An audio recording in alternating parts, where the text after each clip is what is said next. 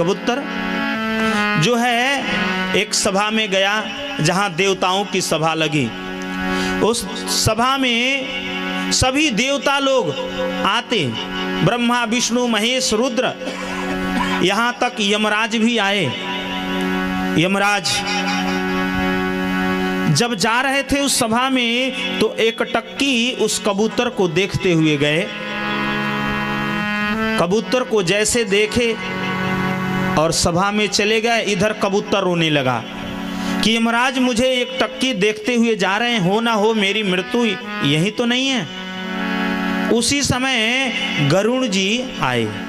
गरुण जी ने उस कबूतर को देखा तो पूछा, आप क्यों रो रहे हो?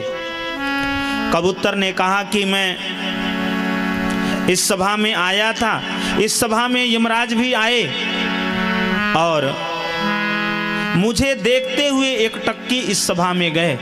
मुझे ऐसा लग रहा है कि वह मुझे यहीं मारना चाहते हैं। तो उन्होंने उस कबूतर से पूछा कि आपके रोने का यह कारण है, तो आप एक काम करिए, मेरे पीठ पर बैठ जाइए। गरुण जी ने उस कबूतर को पीठ पर बैठाया और बैठाने के बाद लेकर के 1000 किलोमीटर दूर एक गुफा में छोड़ करके चले आए। इधर सभा पूरी हुई, सभी देवता लोग उस सभा से निकले, यमराज भी निकले। यमराज जैसे कबूतर को देखे, यमराज उस गरुण जी को देखे तो गरुण जी तो पसीना से लथपथ हैं। यमराज ने पूछा, आप कहां से आ रही हैं? कितना आपने परिश्रम किया है, अथक परिश्रम किया है, जिसके कारण से आपको पसीना हो रहा है। इस पसीना का कारण क्या है? तो गरुण जी ने कहा, आप इस सभा में अभी जा रहे थे तो एक टक्की एक कबूतर को देखते हुए गए और वह रोने लगा। मैं आया तो रोने का कारण पूछा तो उसने सारी बातें बताई, इसलिए मैं उस कबूतर को अपने पीठ पर बैठा करके 1000 किलोमीटर दूर एक गुफा में छोड़ करके आया। इसी के कारण से मुझे पसीने हो रहे हैं। यमराज जी ने कहा, आपने मेरा काम आसान कर दिया। गरुड़ जी ने पूछा, क्या? तो यमराज ने कहा कि जिस कबूतर को आपने जिस गुफा में रखा है उसकी मृत्यु वहीं लिखी है। मैं जा रहा था तो इसको यहाँ देखा तो मुझे समझ में नहीं आ रहा था कि इतना जल्दी यह जाएगा कैसे। आपने मेरा काम तो आसान कर दिया। गरुड़ जी तो माथा ठोके, जिसको बचाने के लिए मैंने इतना परिश्रम किया फिर भी उसे बचा नहीं पाया। संत कहते हैं, देखिए होनी जो होती है वो होकर रहती है, या तो आप होनी के पास चले जाओ या होनी चल के आपके पास आ जाएं। संबरासुर को भय है कि प्रद्युम्न के पुत्र से, भगवान के पुत्र प्रद्युम्न से उनकी मृत्यु होगी, इसलिए उन्होंने प्रद्युम्न को प्रसूति गृह से उठा करके समुद्र में फेंक दिया। वही प्रद्युम्न आज संबरासुर के घर में पल रहे हैं। जब धीरे धीरे प्रद्युम्न बड़े हुए तो नारद जी एक दिन पहुंचे उस दासी के पास और कहा कि आप जिसको अपना पुत्र मान करके सेवा कर रही हो, ये तुम्हारे पुत्र नहीं हैं, ये तुम्हारे पति हैं, इसलिए इनसे अब पतिवत स्नेह करो। वह दो दासी थी, वह पतिवत स्नेह करने लगी। जैसे पतिवत स्नेह करने लगी तो प्रद्युम्न ने पूछा कि आप तो मेरी माँ हो और मुझसे पति के समान स्नेह कर रही हो, ये ठीक बात नहीं है।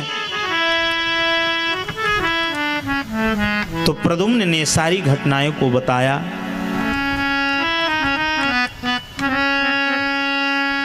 प्रद्युम्न जब यह घटना सुने, उस दासी ने बताया तो सम्रासुर को ललकारा युद्ध के लिए। सम्रासुर आया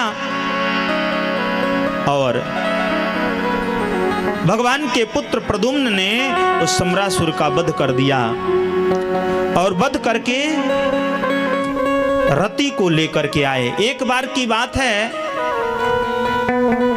कि भगवान भोलेनाथ के समाधि को तोड़ने के लिए कामदेव गए। जब कामदेव गए, अपने 5 बाणों को भगवान शिव के ऊपर चला दिया। भगवान शिव कामदेव के बाण से व्याकुल हुए, क्रोध में आकर के अपना तीसरा नेत्र खोला और जैसे खोला कामदेव जल करके भस्म हो गए। जब कामदेव जल करके भस्म हो गए तो रोती हुई उनकी पत्नी रति गई और भगवान शिव से प्रार्थना करने लगी कि आपने तो मेरे पति को जला दिया, अब मैं कैसे पति के बिना रहूंगी। तो भगवान शिव कह रहे हैं, जब यदुवंश कृष्ण अवतारा, जब यदुवंश कृष्ण अवतारा, जब यदुवंश कृष्ण अवतारा, जब यदुवंश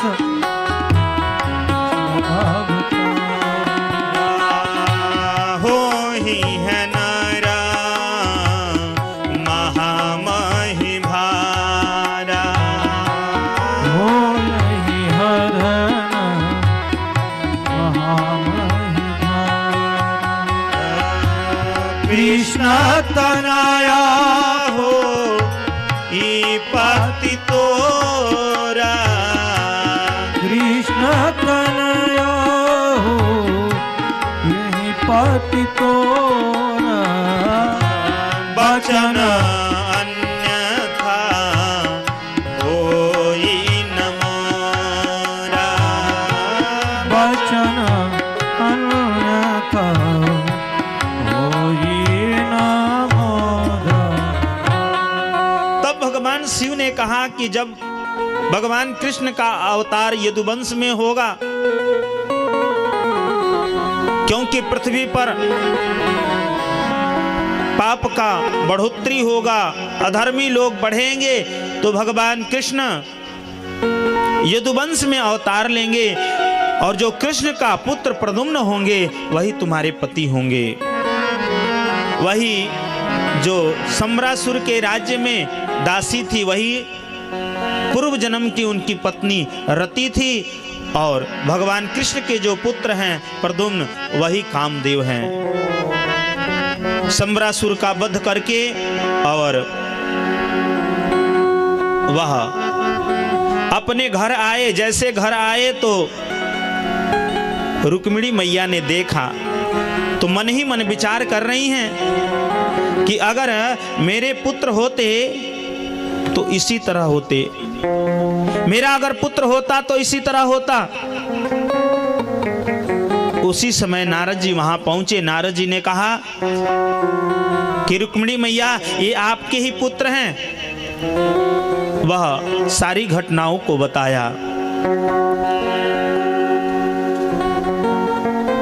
तब रुक्मिणी जी ने अपने पुत्र